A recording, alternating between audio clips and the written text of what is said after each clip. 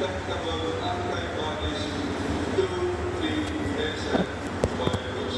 Sa phase 2 ng clinical trial, ilalagay ang mga bakunatong baboy sa mga lugar na apektado ng virus at bibigyan ng pagkain may presensya ng ASF. Pero kahit magtagumpay ang pagkaaral, naniniwala ang ilang grupo ng mga magsasaka na hindi agad bababa ang presyo ng baboy.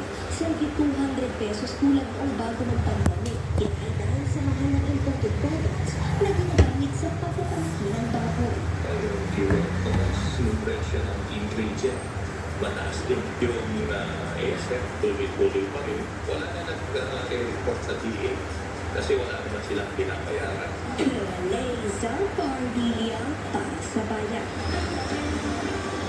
Malaking hamon sa maliliit na negosyo ang Balikan, tapos April ang basilan, itutuloy nila hanggang May 20. Tapos ngayon, ang gusto ko is itutuloy May 20 ang Parapi, Maguindanao at Lanao West Yun.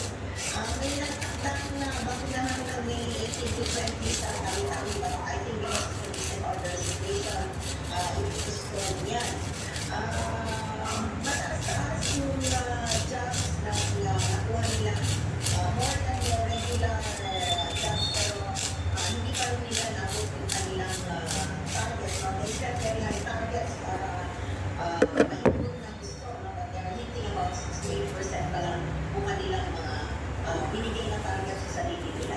Opo, isa po sa mga naging strategy ng ating gobyerno ay yung pong house-to-house vaccination sa ibang mga lugar. Kumusta na po ito, Yusef? Matanggal naman na isa grabe ang house-to-house to bring both the information.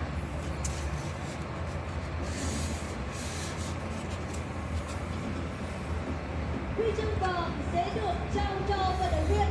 Johan Chua and the Philippines! Tonight for the win, ladies and gentlemen, the gold medal will belong to Johan Chua from the Philippines! The winner, please let us stand up to the podium. After winning the bronze medal in 2017 and another bronze medal in 2019, Johan Chua